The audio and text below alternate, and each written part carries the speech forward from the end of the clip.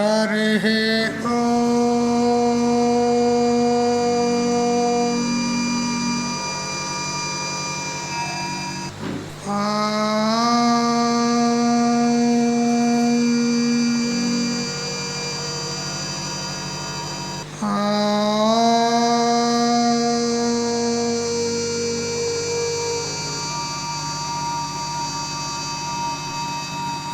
వసుదేవసుతం దేవం కంసచాణూరమర్దనం దేవకీ పరమానందం కృష్ణం వందే జగద్గురుం శంకరం శంకరాచార్యం కేశవం బాదరాయణం సూత్రభాష్యకృతౌ వందే భగవంతో పునః పునః ఈశ్వరో గురురాత్మేతి మూర్తిభేద విభాగినే వ్యోమవత్ వ్యాప్తదేహాయ దక్షిణామూర్తయే నమః యుక్తాహార విహారాయ వివిక్తస్థలవాసినే మలయాళయతీంద్రాయ బ్రహ్మనిష్ఠాయ తే నమః గీతా భాగవతాద్వైత తత్వామృతస్వరూపిణే గండిక్షేత్ర నివాసాయ రామకృష్ణాయ తే నమః ఓం పూర్ణమదః పూర్ణమిదం పూర్ణాత్ పూర్ణముదచ్యతే పూర్ణస్య పూర్ణమాదాయ పూర్ణమేవావశిష్యతే ఓం శాంతి శాంతి శాంతి. స్వాంత పరికల్పిత బ్రహ్మాండాంతర్వర్తి సకల చరాచర ప్రాణికోట్ల యొక్క అసత్ జడ దుఃఖ మోహాత్మకమైనటువంటి సకల ఉపాధుల కంటే విలక్షణమై సత్తు చిత్తు ఆనంద రూపం చేత స్వయం ప్రకాశమానమై వెలుగొందుచున్నటువంటి ప్రత్యేక అభిన్న పరమాత్మకు సాష్టాంగ ప్రణమిల్లుతూ ఆత్మీయులారా, శ్రీమద్ భగవద్గీత అక్షర పరబ్రహ్మ యోగము అనబడు అష్టమోధ్యాయం. అందులో క్రమంగా 14 శ్లోకాల వరకు వచ్చాం.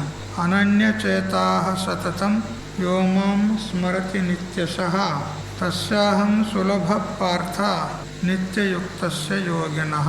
అన్య చిత్తము లేకుండా ప్రాపంచికమైనటువంటి అనాత్మ చింతన లేనటువంటి నన్నే పరమగతిగా, ఇంకా చెప్పాలంటే నన్నే తన స్వరూపముగా ఎవరైతే చింతన చేస్తారో అటువంటి నిత్యయుక్తుడైనటువంటి యోగికి నేను చాలా సులభుడను అన్నాడు. సులభమని ఎందుకన్నాడు అనంటే, ఎవరైతే నా యొక్క చింతన చేస్తున్నాడో సర్వవ్యాపకమైనటువంటి ఏ పరబ్రహ్మ చైతన్యం అయితే ఉందో ఆ చైతన్యం నాకంటే భిన్నము కాదు.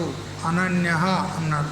అన్యము కానటువంటి అంటే ఆ పరమాత్మనే నేను అనేటువంటి అనన్య భావం చేత ఎవరైతే చింతన చేస్తారో నేను వారి యొక్క స్వరూపుడనే అయి ఉన్నాను. ఎక్కడో దూరం లేను, పొందదగింది కూడా ఏమీ లేదు, అతని స్వరూపమయ్యే ఉన్నాను నేను. జ్ఞానీతో ఆత్మైవ మే మతం అని చెప్పిన ప్రకారంగా అందుకని అత్యంత సులభుడను అన్నాడు. తనకంటే దూరంగా తనకంటే భిన్నంగా ఉన్నటువంటి వస్తువును పొందడానికి కొంచెం కష్టం చేయవలసి ఉంటుంది. తనను తాను తెలుసుకోవడానికి ఏం కష్టం ఉన్నది, సులభం అని ఈ విధంగా ఆ శ్లోకం యొక్క ముఖ్య తాత్పర్యము.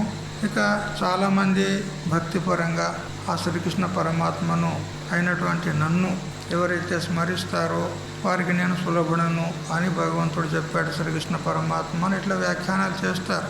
కానీ దాని రహస్యము ఇదన్నమాట. ఎవరైతే ఈ శ్లోకాన్ని ఉచ్చరిస్తున్నారో అతడే తన స్వరూపముగా పరమాత్మను అభిన్నంగా ఎవడైతే చింతన చేస్తాడో అతడు తన స్వరూపాన్ని తన పరమాత్మగా తెలుసుకుంటాడో అదే క్షణములో అతడు ముక్తుడవుతాడు అని ఇది ముఖ్య తాత్పర్యం.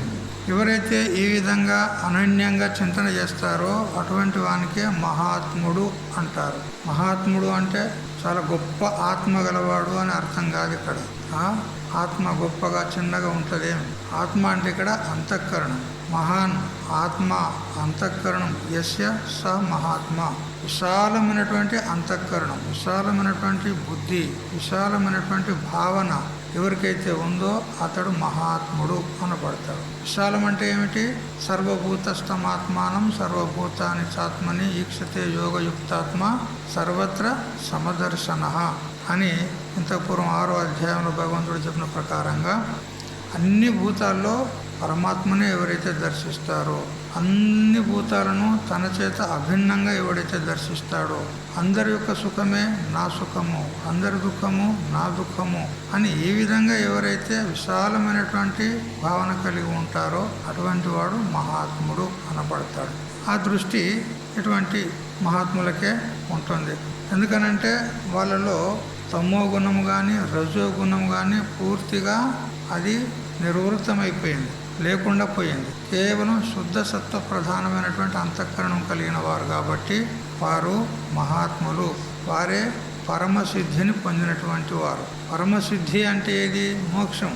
దానికంటే గొప్ప సిద్ధి ఏమీ లేదు. మామూలుగా సిద్ధి చెప్తారు, సిద్ధులు అష్టసిద్ధులు ఉన్నాయని చెప్తారు కదా. మీరు హనుమాన్ చాలీస చదవచ్చు. అష్టసిద్ధి నవనిధికే దాత అని చెప్పి. అష్టసిద్ధులు అంటే అనిమ, మహిమ, లగిమ, గరిమ, ప్రాప్తి, ప్రాకామ్యము, ఈశిత్వము, వశిత్వము అని అష్టసిద్ధులు ఉంటాయి. అనిమ అంటే సూక్ష్మాతి సూక్ష్మ రూపాన్ని ధారణ చేసుకునేటువంటి సిద్ధి.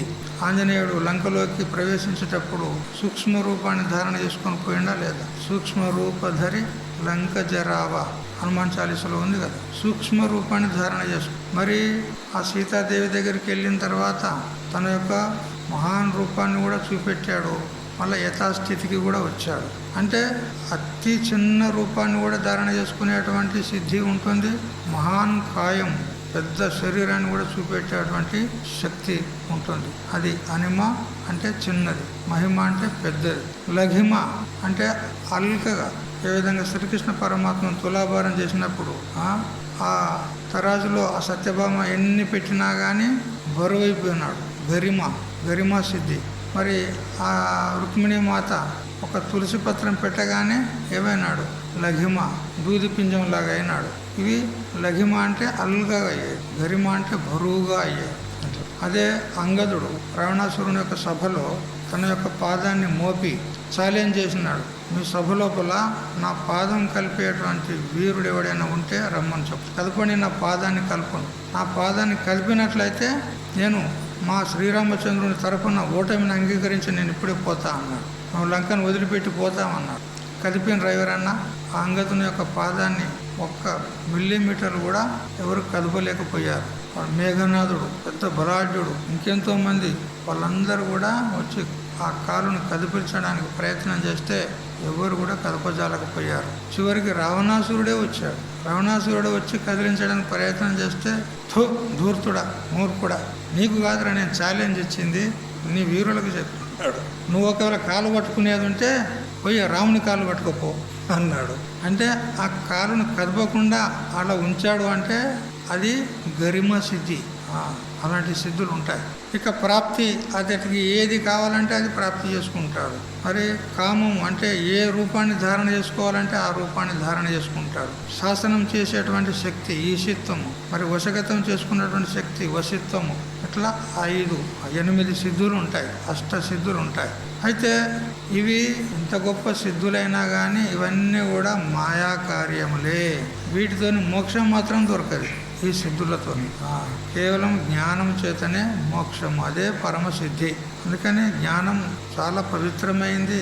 దానికంటే పవిత్రమైంది ఇంకోటి లేదు. నహి జ్ఞానేన సదృశం పవిత్రమిహ విద్యతే అని భగవంతుడు చెప్పిన ప్రకారంగా జ్ఞానాన్ని పొందితేనే కానీ మోక్షం. లేకపోతే ఏ లోకాంతరం పోయినా కానీ మళ్ళీ తిరిగి రావాలని, మళ్ళీ జన్మకు రావాల్సిందే. ఇప్పుడే చెప్తాడు భగవంతుడు. తర్వాతనే ఉంది శ్లోకం, 16వ శ్లోకం. కాబట్టి జ్ఞానమే చాలా శ్రేష్టమైంది. ఆ జ్ఞానము మనం గురువుల ద్వారానే తెలుసుకోవాలి. అంతేగాని మనం ఇంటికాడ కూర్చొని జపం చేస్తున్నాము, అది చేస్తున్నాము, ఇది చేస్తున్నాము అని అంటే మాత్రము నిరర్థకమేమీ కాదు, నిష్ప్రయోజనం అనేది ఏమీ లేదు, అంతకన్నా శుద్ధి అవుతుంది. కానీ జ్ఞానం మాత్రం గురువుల దగ్గరికే వెళ్ళాలి, అక్కడ పోతేనే దొరుకుతుంది, ఆ ఖాతా వాళ్ళదే. ఈ ప్రకారంగా భగవంతుడు ముందు మళ్ళీ ఇంకా చెప్తూ ఉన్నాడు. శ్లోకం చదవండి 15. మాముపేత్య పునర్జన్మ దుఃఖాలయమశాశ్వతం నాప్నువంతి మహాత్మానః సంసిద్ధిం పరమాం గతాః.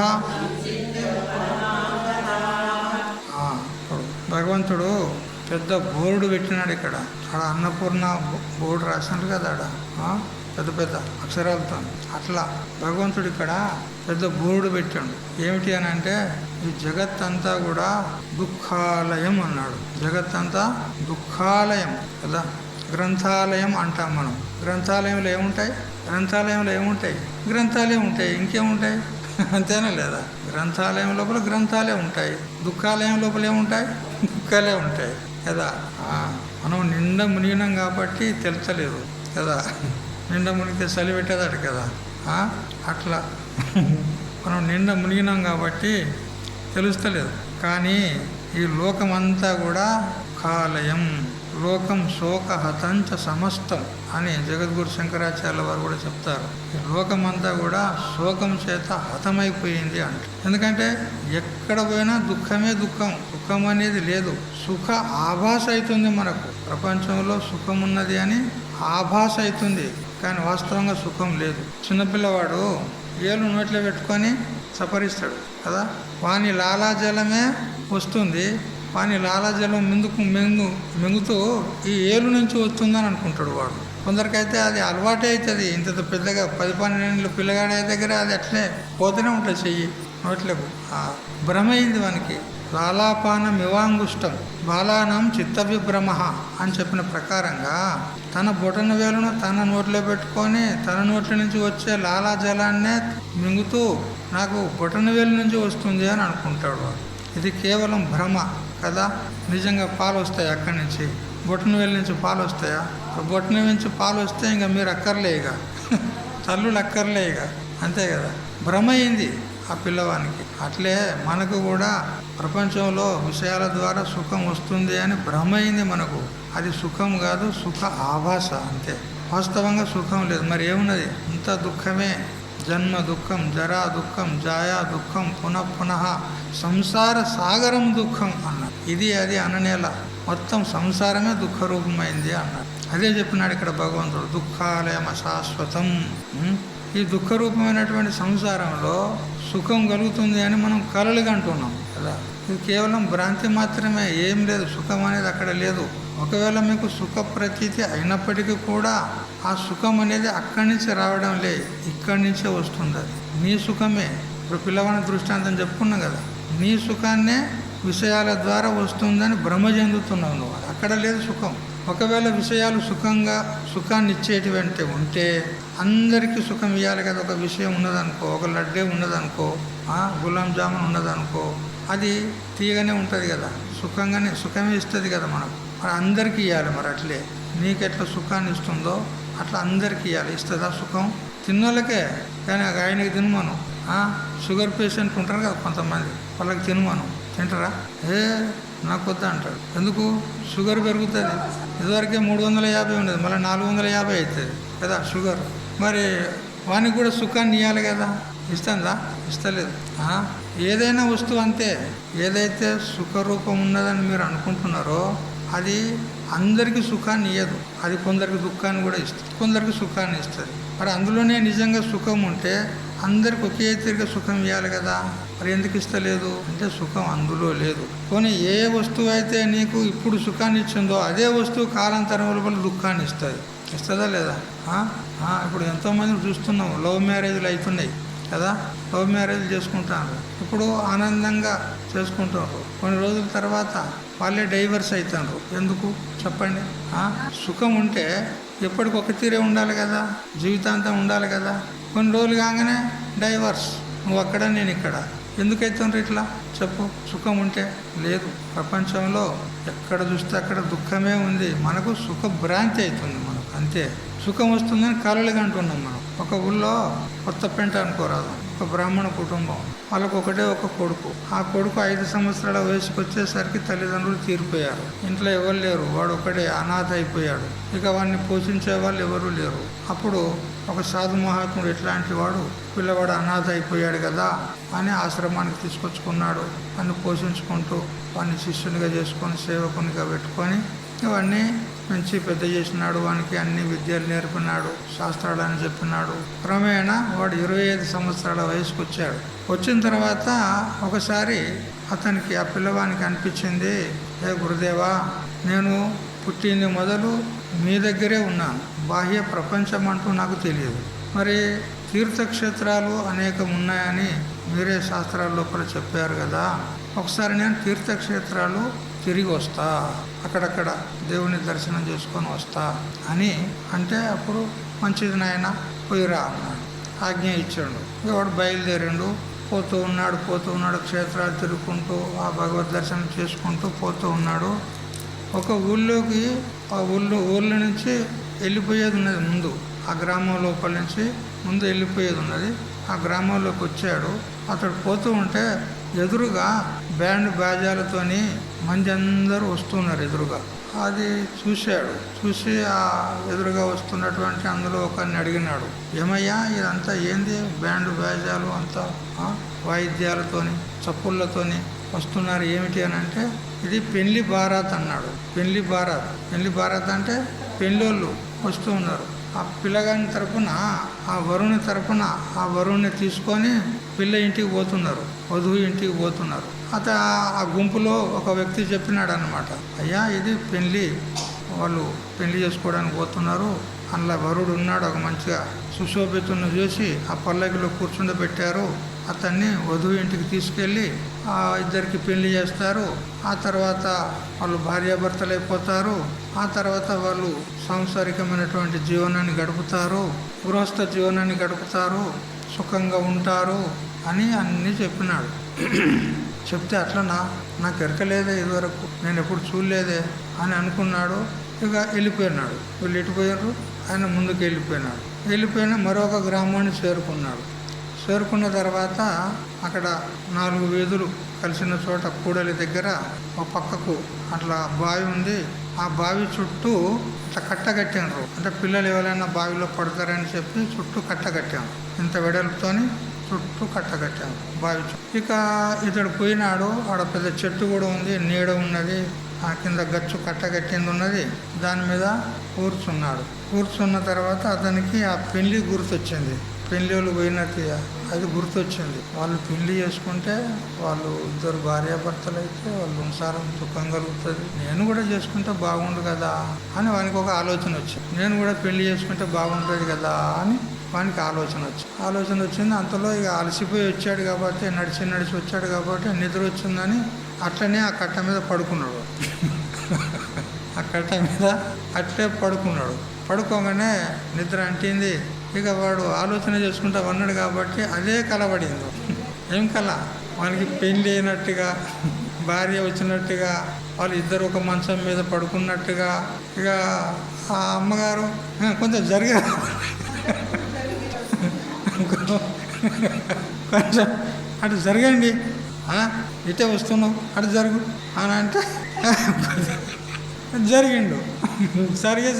దుబ్బుకుని వెళ్ళబడ్డాడు కదా. ఆ సప్పుడు విన్నారు చుట్టుపక్కల అందరూ. ఆ దగ్గరనే కదా వీధులు, ఇల్లు దగ్గరనే ఉన్నాయి అందరి. దిబిల్లమని సప్పుడు. అరే బావిలో ఏం సప్పుడు వచ్చింది అంటే పిల్లగాడికి ఇట్లా పడ్డా, మన పిల్లలు ఎవరైనా పడ్డారో ఏమో అని వాళ్ళు తొందర వచ్చి చూసే వరకు వాడు మునుగుతున్నాడు, తేలుతున్నాడు. అయ్యో ఇల్లు ఎవడో పడ్డాడు అని చెప్పి ఆయన తొందరగా తాడేసినారు. ఒకడు మంచి ధైర్యవంతుడు దిగిండు, వానికి తాడు కట్టి నడుము కట్టి అయితే మళ్ళీ ఎక్కిండు. వాడిని అందరు కలిసి లాగిన బయట. లాగిన తర్వాత ఎందుకు పడ్డావు ఈ బావిలో ఎందుకు పడ్డావు? నా భార్య ఇట్లా నెట్టేసింది నన్ను అంటాడు. నా భార్య నెట్టేసింది. భార్య ఒక్కనివే ఉన్నావు కదా అంటే లేలే స్వప్నిక భార్య అన్నాడు వాడు. నా స్వప్నంలో నా భార్య నన్ను ఇట్లా నెట్టేస్తే నేను బయలుపడ్డా అంటాడు కదా. ఆలు లేదు, చూలు లేదు, కొడుకు పేరు సోమలింగం అన్నట్టున్నది. ఇట్లా పెళ్ళి లేదు, ఏం లేదు, ఉట్టే కలగన్నాడు కదా. అట్లా మనం కూడా కలగని బయలుపడుతున్నాం. మనం ఎవరి కథ కాదు, మన కథే కదా.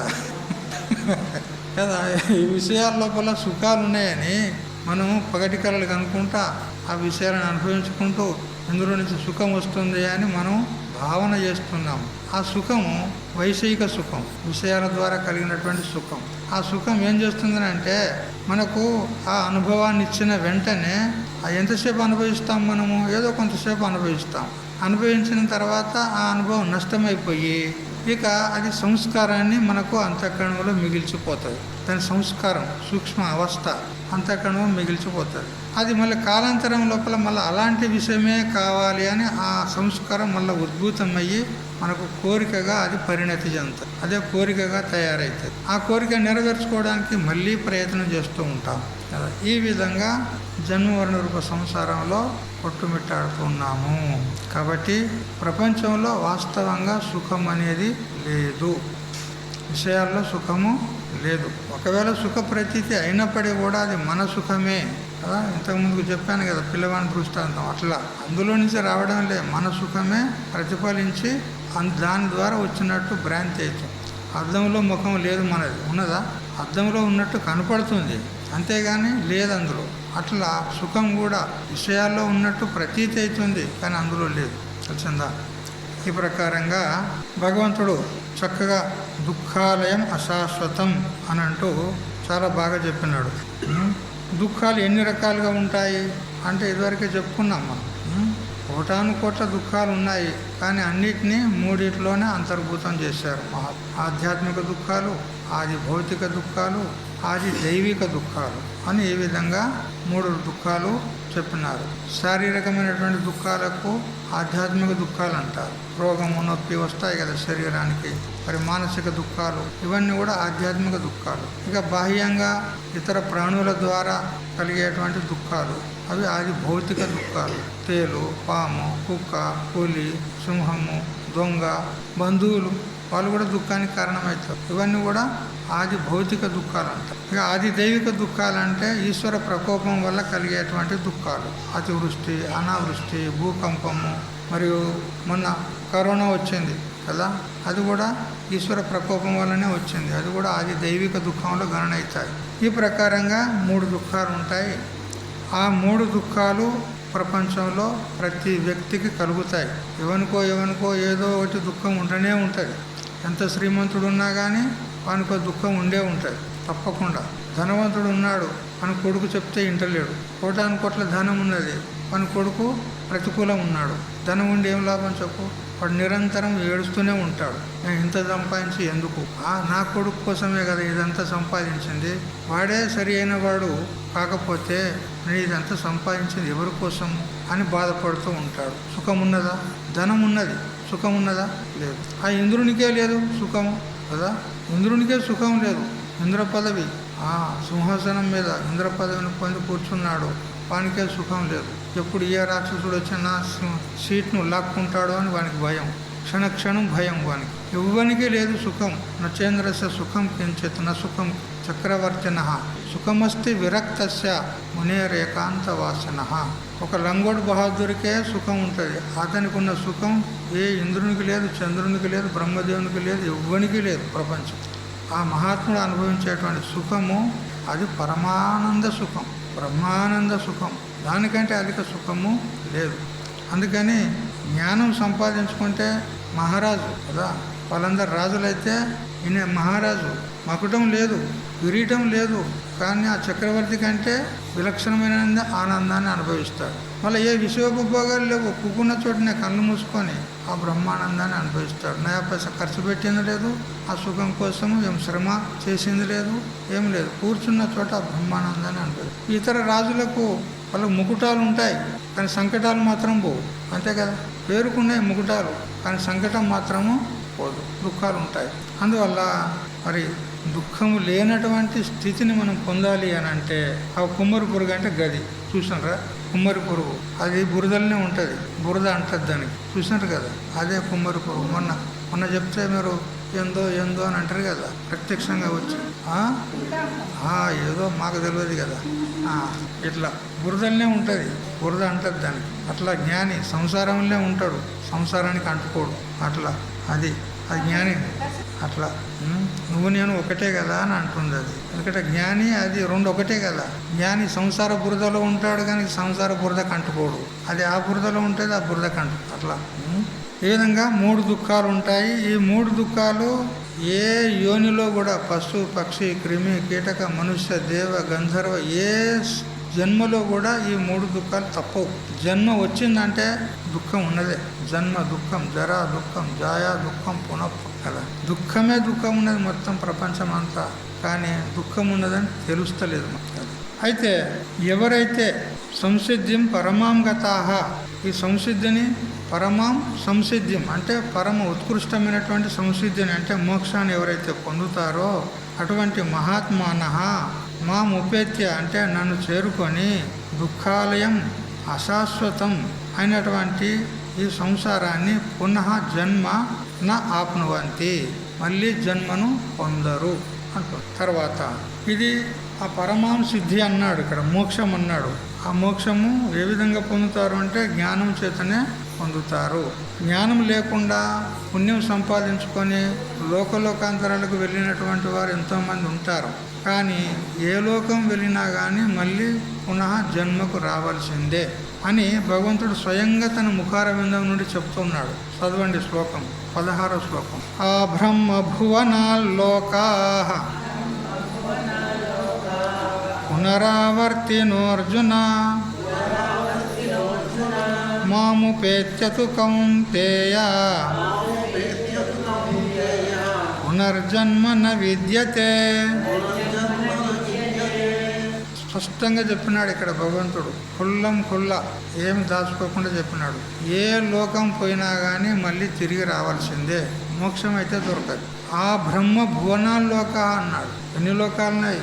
అనంత లోకాలున్నాయి. 14 లోకాలు అంటారు కదా, 14 భువనాలు, 14 లోకాలు అంటారు. కానీ అనంతమైనటువంటి లోకాలున్నాయి. ఎందుకంటే అనంతమైనటువంటి గ్రహ నక్షత్రాలు ఉన్నాయి. వాటి యందు కూడా ప్రాణికోట్లు ఉన్నాయి, కొన్నిటి యందు లేవు, కొన్ని ఉట్టిగానే శూన్యం ఉన్నాయి, కొన్నిటి యందు ఉన్నాయి.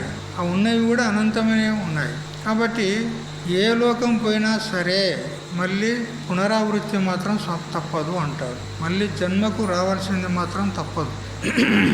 మనం మొన్న చెప్పుకున్నాం, బ్రహ్మలోకానికి వెళ్ళినటువంటి వారు కల్పాంతంలో బ్రహ్మదేవుని యొక్క ఆయుష్ తీరిపోయిన తర్వాత ప్రళయకాలంలో అక్కడ బ్రహ్మదేవుని యొక్క ముఖారవిందం నుండి తత్వమసి మహావాక్యాన్ని శ్రవణం చేసి అక్కడి నుంచి అక్కడనే ముక్తులైతారు అని మనం చెప్పుకున్నాం. ఎవరు? ఉపాసకులు కదా. కానీ అది కూడా గ్యారంటీ లేదు. ఎందుకు చెప్పండి? ఎందుకనంటే ఈ లోకంలో ఉన్నటువంటి క్షుద్రమైనటువంటి విషయానందాన్ని వదులుకోవడానికి సిద్ధం లేరు ప్రజలు. మామూలుగా ఒక తాగుబోతున్నాడు అనుకోండి, వాడిని తాగడం మానేయరా అంటే మానేస్తాడా? ఎవరు చెప్పినా వినడు వాడు. ఆ ఇల్లు గుల్ల చేస్తాడు కానీ త్రాగడం మాత్రం మానడు. ఆ సమయం వచ్చిందనంటే ఇక వానికి శుద్ధిలో ఉండడు వాడు. ఎట్లన్నా చేసి తప్పించుకొని పోయి ఒక పెగ్గేసుకొని వస్తాడు వాడు. అప్పుడే వానికి సమాధానం. అంటే అంత చిన్న విషయాన్ని కూడా వదులుకోవడానికి సిద్ధం లేడంటే మరి ఆ బ్రహ్మలోకం పోయిన తర్వాత ఉత్కృష్టమైనటువంటి శ్రేష్టమైనటువంటి భోగాలు ఉంటాయి అక్కడ. అటువంటి భోగాలను అనుభవించిన వానికి మళ్ళీ వాసన ఉండదని ఎట్లా చెప్పగలం చెప్పు? సామాన్యమైన ఈ క్షుద్రమైన విషయానందాన్ని వదులుకోవడానికి సిద్ధం లేడు. అటువంటి ఉత్కృష్టమైన భోగాలను అనుభవించిన వానికి మళ్ళీ వాసన ఉండదంటారా? ఎవరైతే పూర్తిగా విరక్తుడై ఉంటాడో అతడు మాత్రం అక్కడి నుంచి ముక్తుడవుతాడు. కానీ కించిత్ మాత్రం వాసన ఉన్నా కానీ ఆ బ్రహ్మలోకం పోయినా కానీ మళ్ళీ పతనం అవుతాడు. అదే చెప్పినాడు ఇక్కడ. ఆ బ్రహ్మ భువనాల్లోక, బ్రహ్మలోక పర్యంతం కూడా మళ్ళీ మానవ జన్మకు రావాల్సిందే ఉంటాయి. నువ్వు శ్రీకృష్ణుని లోకం గోలోకం అంటారు, రాముని లోకం సాకేత లోకం అంటారు కదా. ఇక వాళ్ళ దేవతా లోకాలు చెప్పుకుంటారు. శివునిది అయితే కైలాసము, విష్ణువుది అయితే వైకుంఠము, ఇవన్నీ చెప్పుకుంటారు కదా. ఏ లోకం పోయినా కానీ మళ్ళీ రావాల్సిందే అంతే. కేవలం ఆత్మలోకానికి పోయినాడు మాత్రం రాడు మళ్ళా. ఆత్మలోకం అంటే ఎక్కడున్నది? ఎక్కడనో లేదు, ఈయనే ఉన్నది. ఇక్కడ తన స్వరూపాన్ని తను తెలుసుకుంటే ముక్తుడైపోతాడు. చూడు, జ్ఞానం యొక్క శ్రేష్టత, జ్ఞానం ఎంత పవిత్రమైందో, ఎంత ఉత్కృష్టమైందో చూడండి. మాము పేత్యతు కౌంతేయ, ఏ కౌంతేయ, నన్ను పొందినట్లయితేనే పునర్జన్మ నా విద్యతే, మళ్ళీ జన్మ ఉండదు. కానీ ఏ లోకానికి పోయినా కానీ మళ్ళీ రావాల్సిందే అని చెప్పినాడు. కొందరు అంటారు ఇక్కడ శ్రీకృష్ణుడిని భజించి శ్రీకృష్ణుడిని పొందితే ముక్తుడే అని అనుకుంటారు. శ్రీకృష్ణుడిని పొందినా కానీ ముక్తి లేదు. ఎందుకు? ఆ శ్రీకృష్ణుడే, ఆ శరీరమే అనిత్యం ఉన్నది, అదే ఇప్పుడు లేదు. అది కూడా కాలగర్భంలో మనలాగా అది కూడా పోయింది. అతడు మనకెట్లా ముక్తిస్తాడు? ఆ శ్రీకృష్ణుల్లో ఏ శుద్ధ చైతన్యం ఉన్నదో ఆ చైతన్యము నాలో ఉన్న చైతన్యం ఒక్కటే అని తెలుసుకుంటే ముక్తుడవుతాడు. కృష్ణుడు కృష్ణుడు కృష్ణుడు అని అంటే వాస్తవంగా కృష్ణ శబ్దానికి అర్థం ఏమిటి? వసుదేవుని కుమారుడు కృష్ణుడు కాదు. అది ఔపచారికంగా ఏదో లీలా మాత్రంగా అవతారం తీసుకొని వచ్చింది, అది మాత్రం అట్లే ఉంది. కానీ అసలైన కృష్ణ శబ్దానికి వేరే అర్థం ఉంది. కృషిర్భూవాచక శబ్దో నష్ట నిర్వృత్తి వాచక తయోరైక్యం పరం బ్రహ్మ కృష్ణ ఇత్యభిధీయతే అంటూ మహాభారతంలో స్వయంగా వ్యాసభగవానుడు చెప్పినాడు. కృష్ణుడు అంటే వాస్తవంగా ఎవరు అని అంటే కృషిర్భూవాచక శబ్ద, కృష్ణ అనేలో ఆ శబ్దంలో కృష్ అనేది వేరు చేయండి, అణ వేరు చేయండి. కృష్ణ అణను వేరు చేస్తే కృష్ అనేది వేరు చేయండి. కృష్ అంటే భూవాచకము అంటారు. భూ సత్తాయం అంటే ఎగ్జిస్టెన్స్, ఉనికి అంటే ఎల్లప్పుడూ ఉండున్నది అని అర్థం. సద్రూప చైతన్యం ఏదైతే ఉందో, సత్యం జ్ఞానం అనంతం బ్రహ్మ అని ఏదైతే తైత్తరీయ ఉపనిషత్తు చెప్తుందో ఆ సద్రూప చైతన్యమే భూ శబ్దం చేత తెలియబడుతుంది. మరి అణ ఏం చేస్తుంది అని అంటే నిర్వృత్తి వాచక అంటే ఆనందవాచక, శాంతిని తెలియజేస్తుంది, సుఖాన్ని తెలియజేస్తుంది అణ అనేది. ఏది ఎల్లప్పుడూ ఉండి ఏది పరమానంద రూపమై ఉందో ఆ రెండు ఎవరి అయితే ఉన్నాయో అతడే కృష్ణుడు. అంటే ఎవరు? శుద్ధ చైతన్యం, పరమాత్మ. ఈ బ్రహ్మ విష్ణు రుద్రాదులు, ఈ రాముడు కృష్ణుడు వీళ్ళందరికంటే కూడా పరమైనటువంటి వాడు. వీళ్ళందరికీ అధిష్టాన చైతన్యం ఉన్నదో, శుద్ధ చైతన్యం, నామరూప రహితమైనటువంటి ఏ శుద్ధ చైతన్యం ఉన్నదో మాయా కూడా దాని యందు లేదు. అటువంటి శుద్ధ చైతన్యమే కృష్ణుడు అని చెప్పింది. అది కృష్ణ శబ్దానికి అర్థం. అందుకని ఇక్కడ మాముపేత్య అనే శబ్దం చేత మాం అంటే నన్ను, అస్మత్ శబ్దం, అస్మత్ శబ్దము ద్వితీయ విభక్తి ఏకవచనం. మాం అంటే నన్ను, నన్ను ఎవడైతే పొందుతాడో అంటే ఇక్కడ ఈ శ్లోకం ఎవరైతే చదువుతున్నారో వాళ్ళే స్వయంగా తన స్వరూపాన్ని తాను పొందితేనే మళ్ళీ జన్మ లేదు. అంతేగాని నువ్వు ఏ లోకం పోయినా కానీ మళ్ళీ రావాల్సింది. ఇది బాగా గుర్తుపెట్టుకోండి. నేను ఆ లోకం పోతా ఈ లోకం పోతా అని ఆశలు పడకుంటుంది. ఒకప్పుడు నాకు ఫోన్ చేసిండు ఒకడు హైదరాబాద్ నుంచి. వాడు పెద్ద సీనియర్ పోలీస్ ఆఫీసర్, రిటైర్డ్ అయిపోయాడు. వాడు ఫోన్ చేసి అంటాడు, స్వామీజీ ఈ గంధర్వ లోకం అనేది ఒకటి ఉంటుందట, ఆ లోకం పోవాలంటే ఏం చేయాలి అని వాడు అడుగుతుండు నాకు. గంధర్వ లోకం అనేది ఒకటి ఉంటుందంట, వాళ్ళు ఉత్కృష్టమైనటువంటి భోగాలు అనుభవిస్తారంట, ఆ లోకం పోవాలంటే ఏం చేయాలి అనే ఉపాయం చెప్పు అని వాడు అడుగుతాడు ఫోన్లో. నాకు ఏం చెప్పాలి వానికి? భగవద్గీత శ్లోకమే గట్లా చెప్తుంది. నేను అడిగినా ఆ లోకం పోయి ఏం చేస్తావు అని అన్నాను. ఆ లోకం పోయి ఏం చేస్తావు నువ్వు అని అంటే ఆ సుఖాలు బాగుంటాయి అంట కదా స్వామీజీ, ఉత్కృష్టమైన సుఖాలు ఉంటాయంట అన్నాడు. మరి ఈ భూలోకంలో ఉన్న సుఖాలన్నీ అనుభవించినవా అని నేను అడిగిన. భూలోకంలో సుఖాలన్నీ అనుభవించినవా? అన్నీ ఎక్కడ అనుభవించినా కానీ కొన్ని అనుభవించను. మరి మొత్తం అనుభవించినాక చూద్దాం అని వానికే తెలుస్తుంది సుఖం ఉన్నదా దుఃఖం ఉన్నదా. ఇట్లా అంటే కొందరికి లోకాల యొక్క మోహం కూడా ఉంటుంది. ఈ లోకం పోతే ఉత్కృష్టమైన సుఖాలు ఉంటాయంట, అక్కడ పోతే సుఖాలు ఉంటాయంట, ఇక్కడ పోతే సుఖాలు ఉంటాయంట అని లోకాల యొక్క మోహం కూడా ఉంటుంది. ఎందుకంటే ఈ లోకంలో ఉన్న సుఖాలు క్షుద్ర సుఖాలు, లోకాంతరాల్లో ఉన్న సుఖాలు ఉత్కృష్ట సుఖాలు. అందుకని అవి పొందాలి, ఇవి లేకుంటే సరే అవి పొందాలని కొందరు అంటారు కదా. ఇప్పుడు యజ్ఞయాగం కర్మలు చేసి స్వర్గం పోయే వాళ్ళు ఏ ఉద్దేశంతో పోతున్నారు స్వర్గానికి? అక్కడ ఉత్కృష్ట సుఖాలు ఉంటాయనే కదా వాళ్ళు స్వర్గం పోతున్నారు కదా. అపామ సోమం అమృత అభూమ అంటారు. మేము సోమరసం తాగినము, ఇక మాకు స్వర్గం నిశ్చితం ఉన్నది, మేము స్వర్గం పోయి సుఖాలను అనుభవిస్తామంటారు. ఇదొక మోహం. కానీ భగవంతుడు అంటున్నాడు స్పష్టంగా, నువ్వు స్వర్గం పో, బ్రహ్మలోకం పో, ఏ లోకం అన్న పో, మళ్ళీ తిరిగి రావాల్సిందే. పుణ్యం ఉన్నంత వరకే అక్కడ ఉంటావు, పుణ్యం క్షీణించిందంటే మళ్ళీ తిరిగి రావాల్సిందే. తీర్థయాత్రలకు పోతారు మీరు, ఎంత దూరం పోతారు? ఎక్కడ ఏమంటుంది మాతాజీ? యమలోకమా? యమలోకం కొట్టడం ఏంది? కాలుస్తారు. ఇప్పుడు మీరు నిన్న వేరుశనగలు వేయించి తెచ్చినవా లేదా? వేరుశనగలు ఎట్లా దొర్లిచ్చినావు ఆ పెంచు మీద, అట్లా నిన్ను దొర్లిస్తారు. కొట్టుడు కాదు, దొర్లిస్తారు, కాలుస్తారు.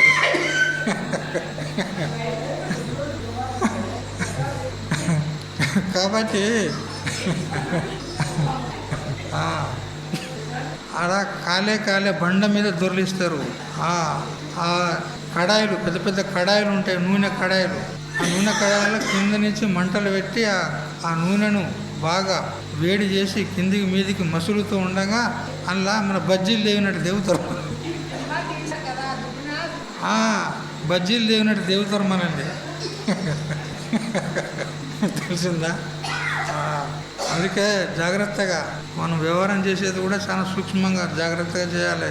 ఏ చిన్న అబద్ధం కూడా అది పాపంలో గణన అవుతుంది. ఆ పాపానికి ఫలము నరకం.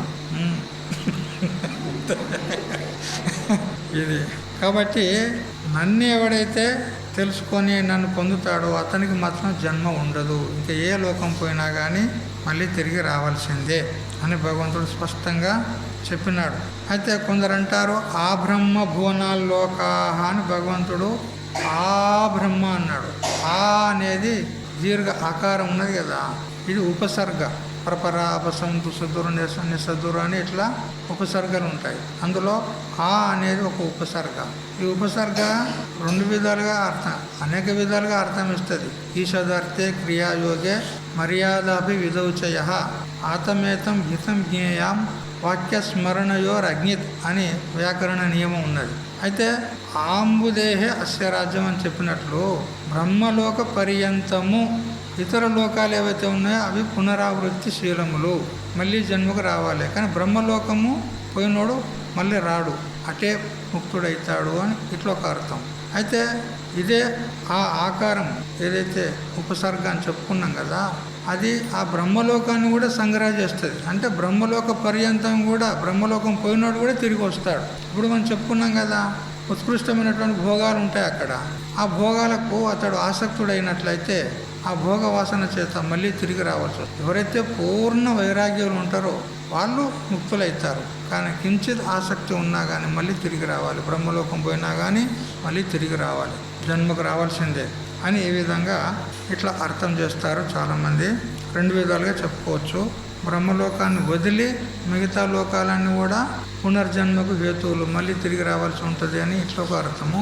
బ్రహ్మలోక సహితము కూడా, బ్రహ్మలోకం పోయినాడు కూడా మళ్ళీ తిరిగి వస్తాడని ఇదొక అర్థము.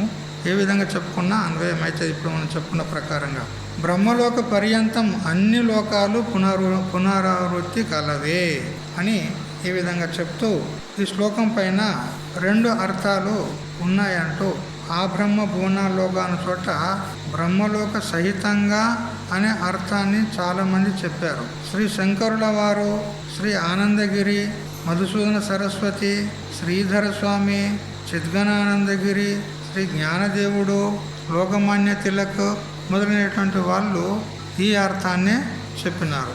ఒకరిద్దరు ద్వైత పండితులు, ఆర్య సామాజికులు మాత్రము వరకు అంటే బ్రహ్మలోకాన్ని వదిలిపెట్టి మిగతా లోకాలు అని ఈ విధంగా చెప్పినారు అని ఇక్కడ రామకృష్ణుల వారు, అతడు అన్ని గ్రంథాలను అవలోకనం చేసిన వాడు కాబట్టి చెప్తున్నాడు. ఇక్కడ కొందరు ఇట్లా చెప్పారు, కొందరు అట్లా చెప్పారు. భగవద్గీత మీద కూడా ఎన్నో టీకాలు ఉన్నాయి, ఎంతోమంది టీకాలు రాశారు. సాధారణంగా ప్రధానమైనటువంటి టీకాలు 8 టీకాలు, అవి సెలెక్ట్ చేసి ఒక గ్రంథంగా చేసినారు. 8 టీకాలు ఒకే చోట ఉన్నాయి, ఒకే గ్రంథంలో ఉన్నాయి 8 టీకాలు, 1 by 1 ఒక శ్లోకం, మొదటి ఒక శ్లోకం తీసుకున్నాడంటే ఆ శ్లోకం మీద 8 మంది చెప్పినటువంటి వ్యాఖ్యానాలు వరుసగా ఉంటాయన్నమాట. ఈ విధంగా భగవద్గీతను అధ్యయనం చేయాలంటే ఒక జీవితం సరిపోదు. మనం అన్ని టీకాలు ఉన్నాయి, అంతమంది మహాత్ములు రాశారు, చాలా సూక్ష్మంగా ఉంటుంది విషయం కదా. పొద్దున నడుస్తుంది కదా గీతా భాష్యం, అడగండి స్వాముల వారికి, ఎంత సూక్ష్మంగా ఉంటుంది అది,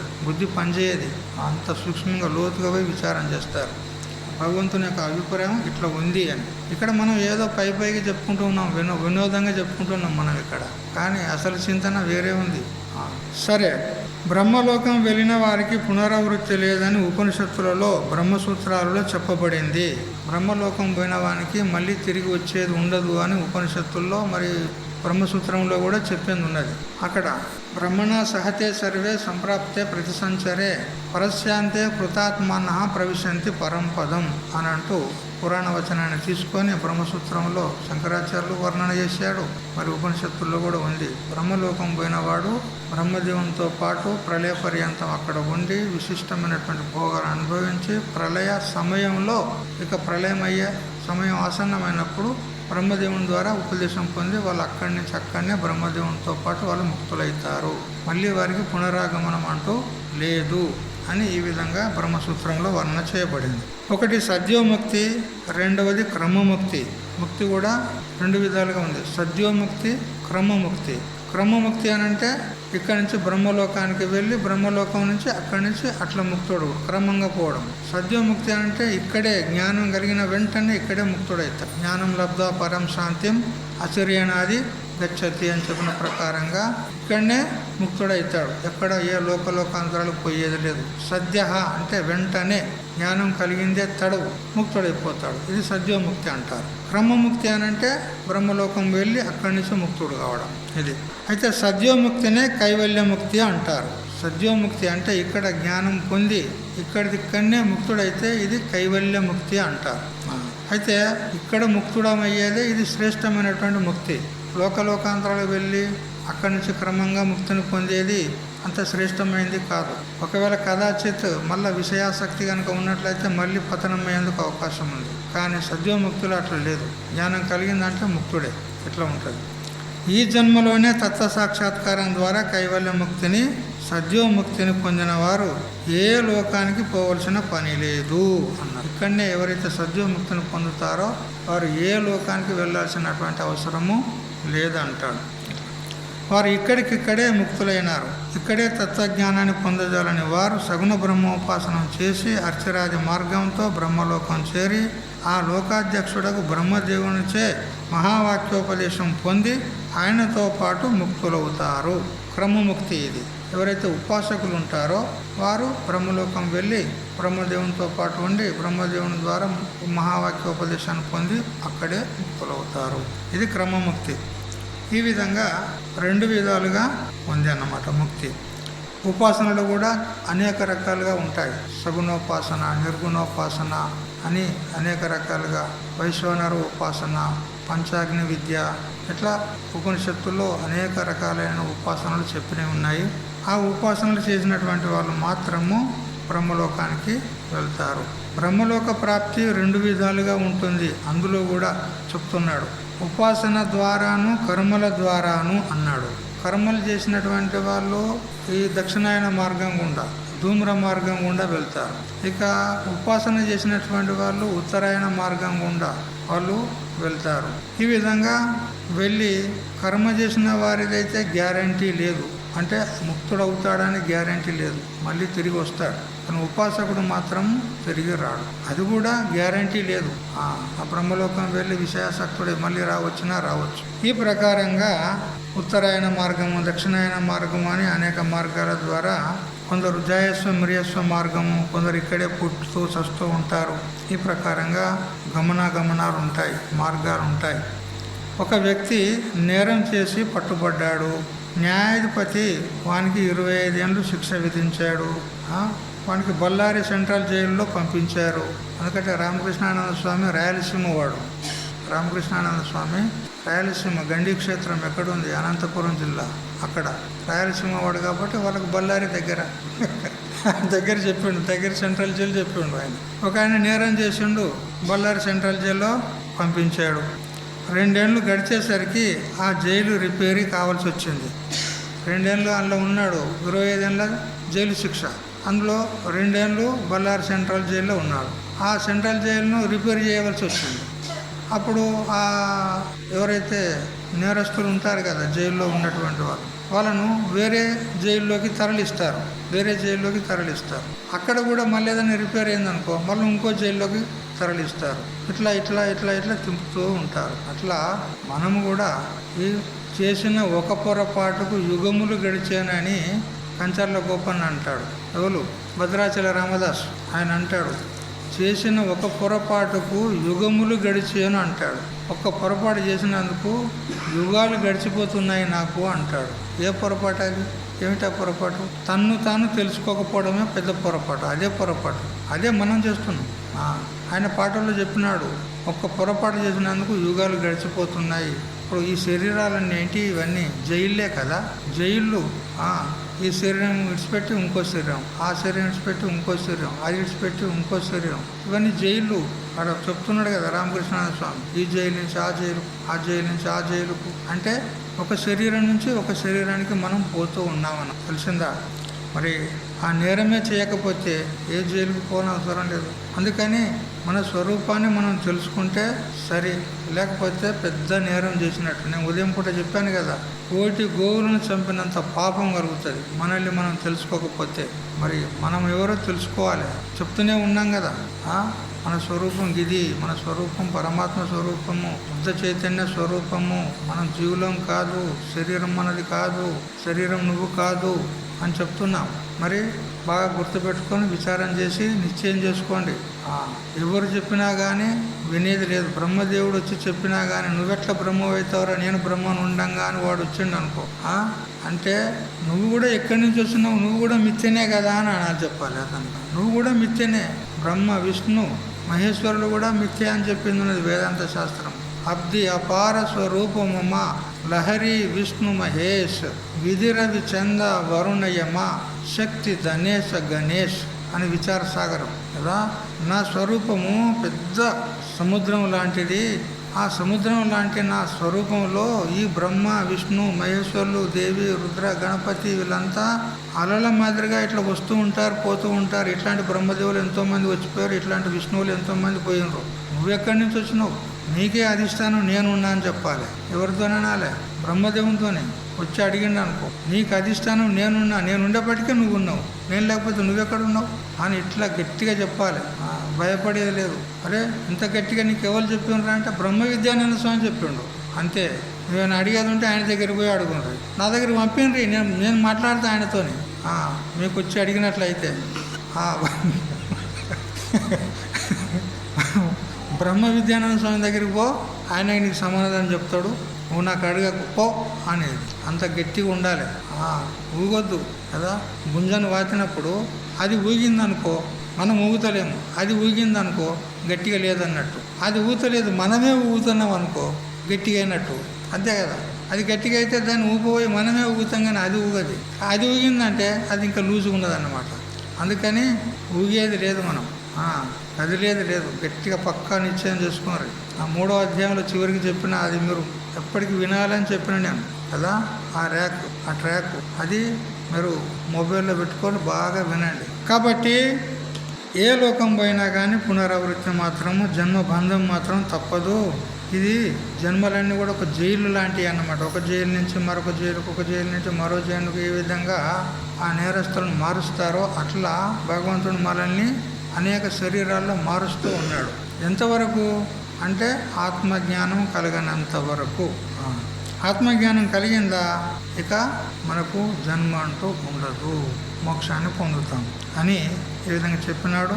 ఇక ఇప్పుడు ప్రకరణం మారుస్తాడు భగవంతుడు.